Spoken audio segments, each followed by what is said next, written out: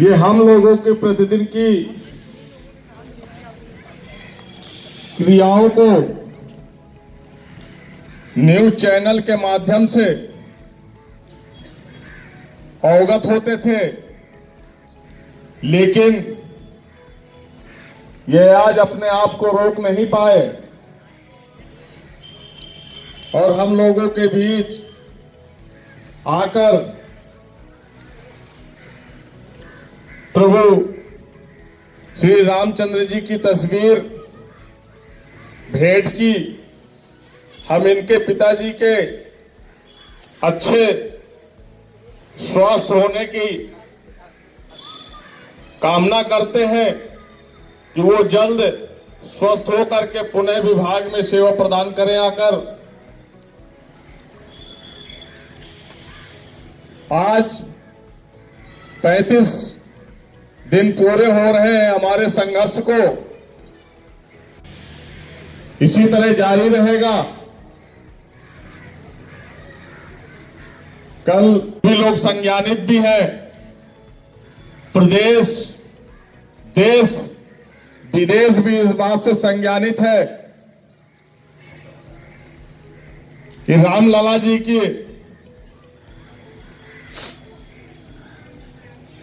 मंदिर का निर्माण अयोध्या में और उनके प्राण प्रतिष्ठित करने का जो शुभ मुहूर्त निकला है वह 22 जनवरी है और 22 जनवरी को अयोध्या में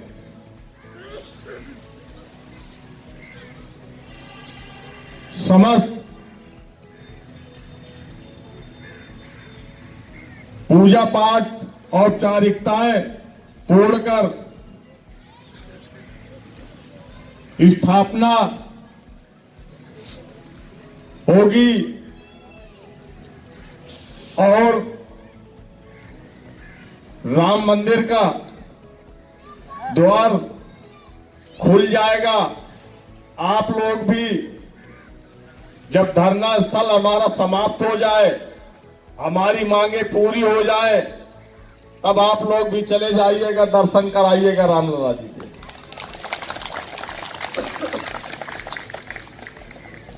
उन्हीं के कार्यक्रम में प्रभु श्री राम जी के कार्यक्रम को भी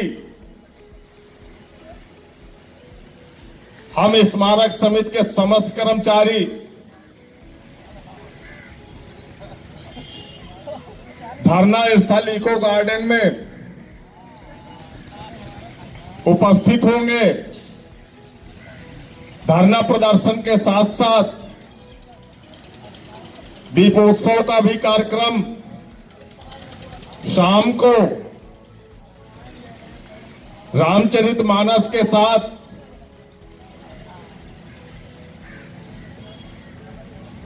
आगे बढ़ाएंगे। अपने साथियों से मैं निवेदन करना चाहूंगा, 22 जनवरी का सार्वजनिक अवकाश घोषित हुआ है। आपके पास यह कोई बहाना नहीं होना चाहिए कि हमें अधिकारी आने नहीं दे रहे। अधिकारी आपको मंदिर में जाने से या श्री प्रभु राम लला के प्राण प्रतिष्ठित वाले दिन भी रोकने का अगर प्रयास करते हैं तो किसी रावण से कम नहीं होंगे। इसलिए जब कलयुग आया तो किसी कवि ने यह भी लिखा,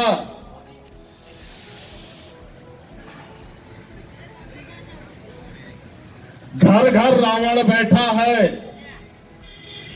इतने राम कहां से लाऊं मैं। घर घर रावण बैठा है, इतने राम कहां से लाऊं मैं।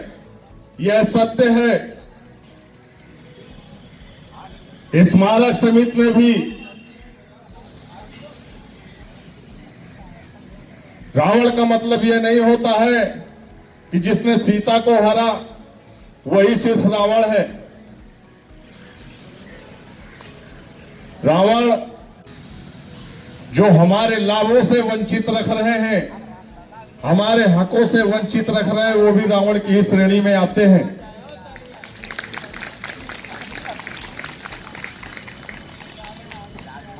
हम समस्त कर्मचारियों से निवेदन करना चाहेंगे, कल सार्वजनिक अवकाश है, बहनों से भी निवेदन करना चाहूंगा कि जो रंगोली बना सकती है वो रंगोली बनाए, जो प्रसाद लाना चाहती है वो प्रसाद लाए, जो भाई दीप जलाना चाहते हैं वो दीप की व्यवस्था करें। बाकी टीम के द्वारा जो व्यवस्था होगी वो व्यवस्था रहेगी ही रहेगी। इसलिए कल हमारा अति महत्वपूर्ण दिवस है और इस अति महत्वपूर्ण दिवस को हम अपनी मांगों के साथ साथ इस कार्यक्रम को भी सफल बनाएंगे, जैसा कि माननीय मुख्यमंत्री महोदय जी के द्वारा निर्देशित भी किया गया है, आदेशित भी किया गया है कि हर घर दीप जलेगा, हर घर दीपावली मनाई जाएगी। हम घर बाद में जाएंगे, अपने धरना स्थल पर ही दीपावली मनाकर जाएंगे।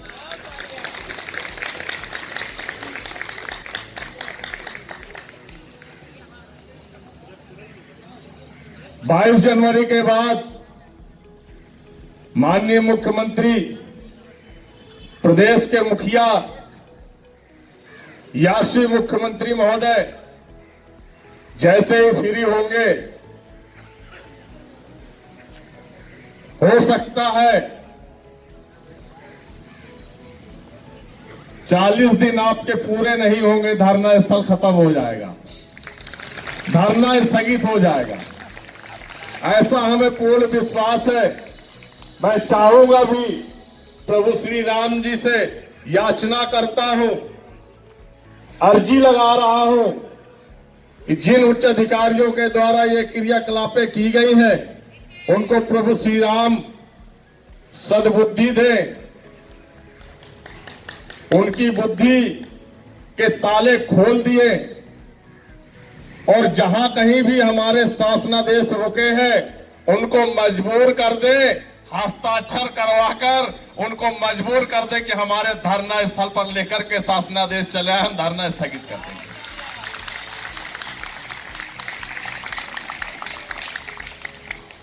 हम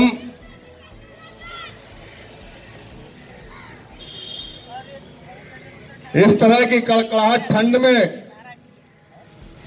निरंतर निष्ठा व ईमानदारी के साथ जिस प्रकार से हम अपनी 12 वर्षों से सेवा प्रदान किए हैं, ड्यूटी समय से समय तक अपने कार्यस्थल पर उपस्थित रहना, सेम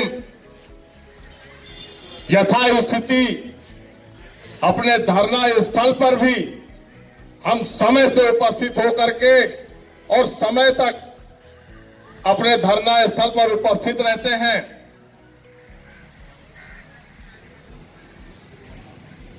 जो व्यक्ति, जो साथी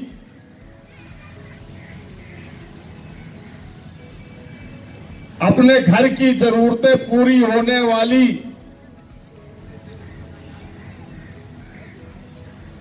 जो सुविधाएं हमें इस नौकरी से मिलती हैं, नौकरी से कभी खिलवाड़ नहीं करना चाहिए। इसलिए साथियों से मेरा निवेदन भी रहेगा कि अगर आपकी 10 बजे से 5 बजे तक ड्यूटी है तो निष्ठा व ईमानदारी के साथ अपने कर्तव्यों का पालन करें। 10:05 में कार्यालय नहीं पहुंचना है, 9:55 में आप कार्यालय पहुंच जाए। और 5:05 में कार्यालय से जिस दिन आप निकलना शुरू कर देंगे, मैं किसी उच्च अधिकारी की हैसियत नहीं देखता हूं कि आप पर उंगली उठा देगा। इसलिए हमेशा अनुशासन में रहते हुए अपने पदी दायित्वों का निर्वहन करें। जो भी सक्षम अधिकारी इस तरह की क्रियाएं, स्पष्टीकरण या सस्पेंशन जैसे आदेशों के लिए धमकियां देते हैं, उनके मुंह में अपने आप ताले पड़ जाएंगे। हम अपनी मांगों को लेकर निरंतर संघर्ष करते रहेंगे। जैसे कि अभी आपके विवेकानंद तिवारी जी ने कुछ पल पहले आप लोगों को भी संदेश दिया कि कर्मचारियों के अंदर एक कहीं ना कहीं डर था, कहीं स्पष्टीकरण ना दे दे, कहीं सस्पेंशन ना दे दे या वेतन ना रोक दे। साथियों, यह डर था तो था, लेकिन जो सबसे बड़ा डर था, 13 वर्षों में आपने अपने समूह की ताकत को दिखाते हुए अपने उच्च अधिकारियों के चेहरे में देखा होगा आप लोगों ने। इस डर को मैं निकालना चाहता हूं अपने साथियों के दिल से, दिमाग से। इस डर को निकालना चाहता हूं। जिस दिन आप लोग दिल और दिमाग से यह डर निकाल देंगे, उस दिन से आपके ऊपर जो भी शोषण, अत्याचार किए जा रहे हैं, ये स्वयं समाप्त हो जाएंगे।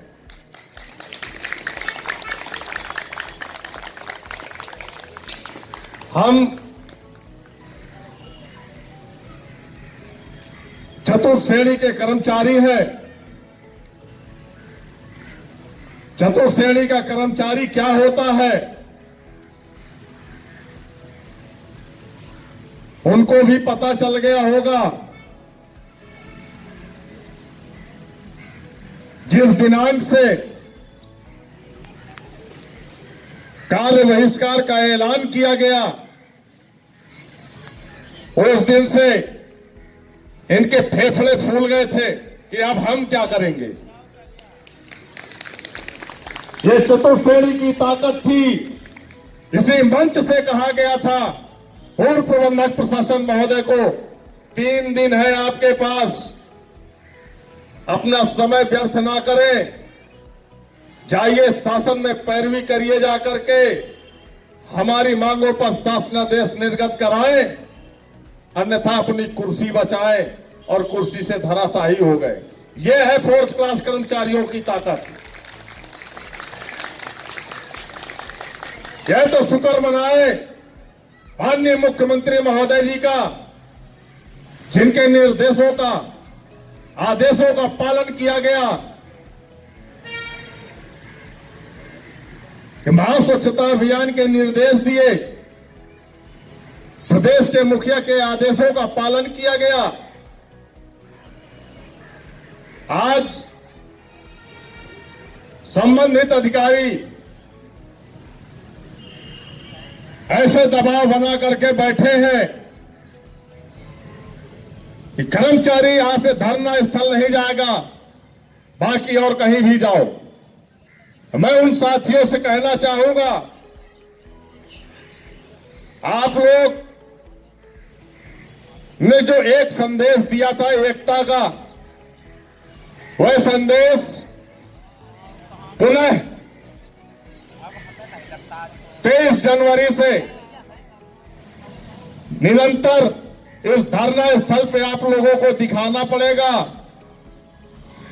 और ये वही स्थल है यहां पर शासन से बैठे वो उच्च अधिकारी स्वयं चल करके आएंगे और शासनादेश निर्गत करेंगे, आकर स्वयं आकर के देंगे आप लोगों के बीच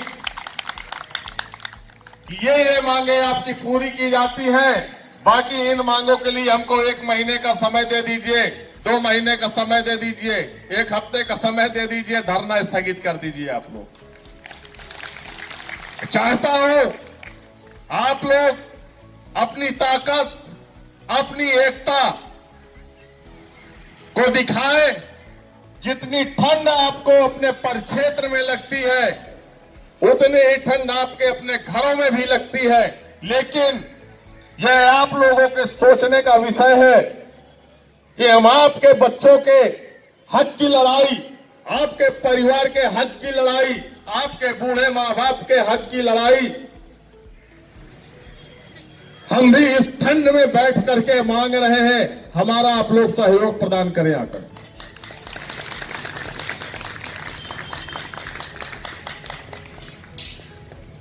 यदि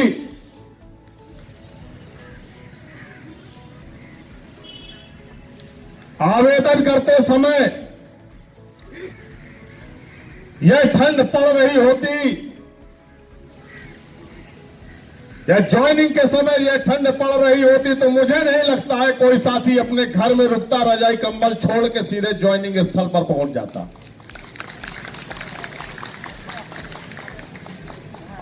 इसलिए यह समझ लीजिए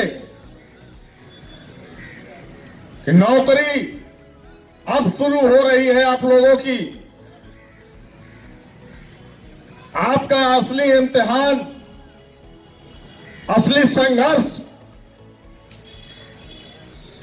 परिश्रम अब आप लोग स्टार्ट कर रहे हैं अपनी परिवार के खुशियों के लिए। जब आप आए थे सेवा में, इतनी सारी उम्मीदें लेकर के आए थे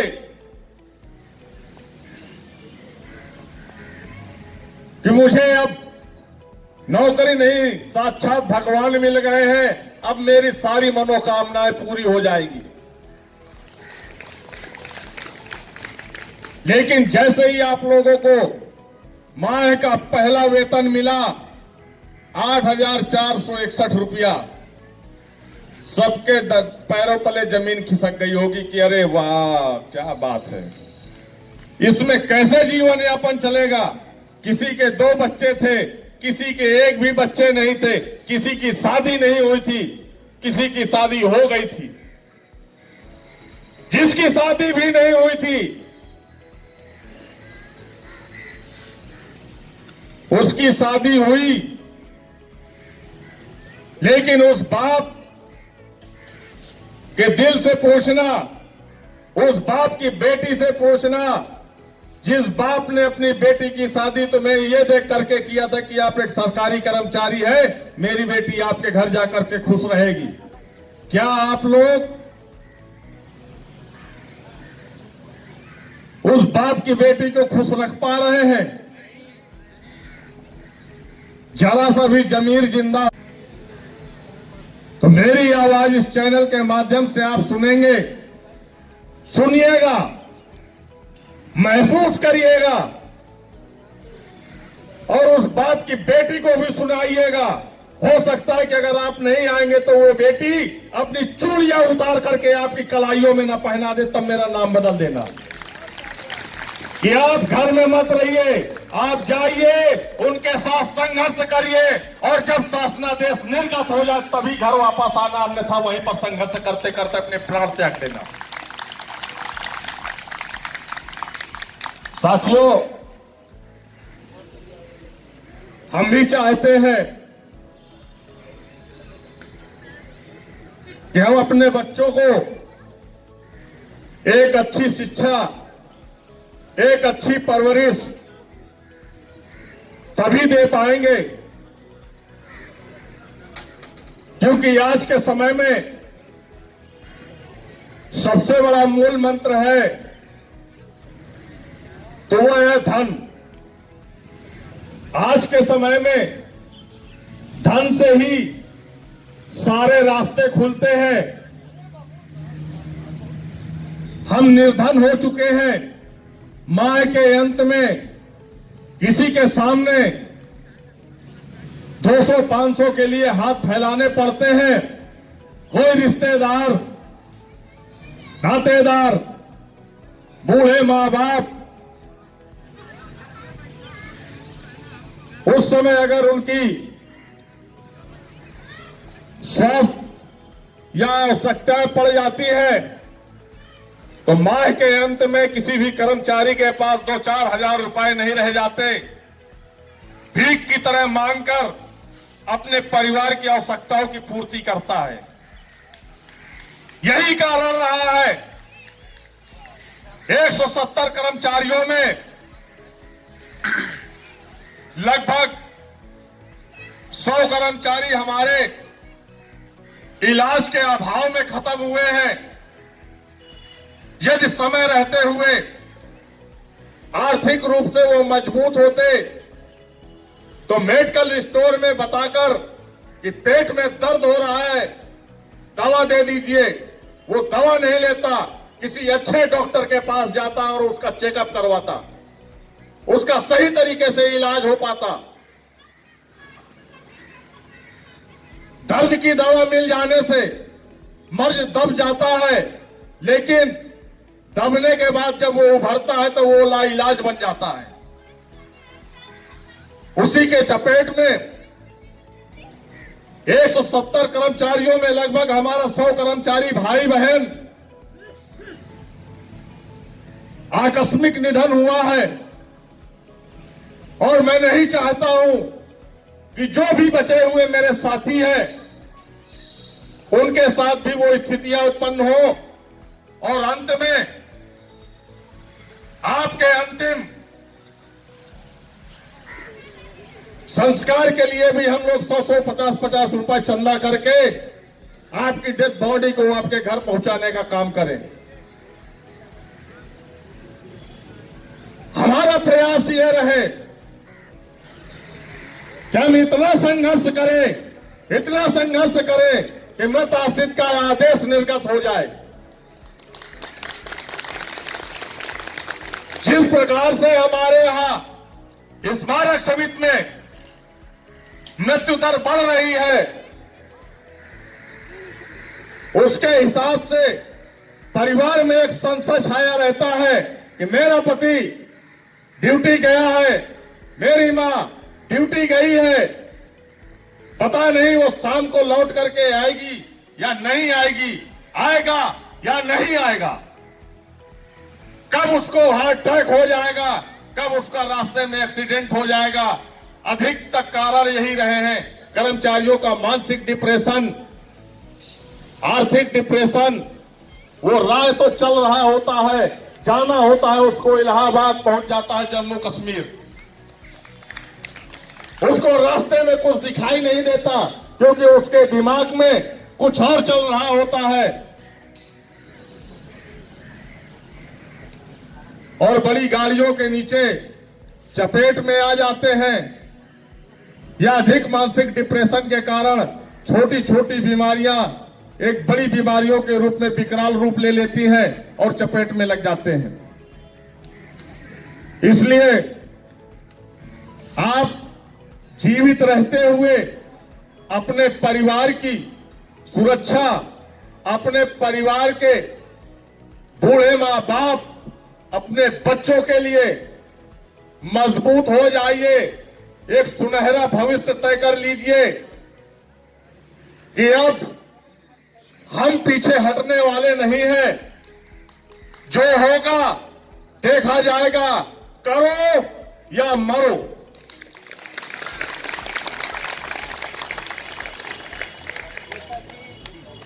हम अपने बैनर तले बैठे हुए हैं, आश्वासन नहीं शासनादेश चाहिए। हम शासनादेश लेकर ही उठेंगे यहां से, यह हमारा वादा है।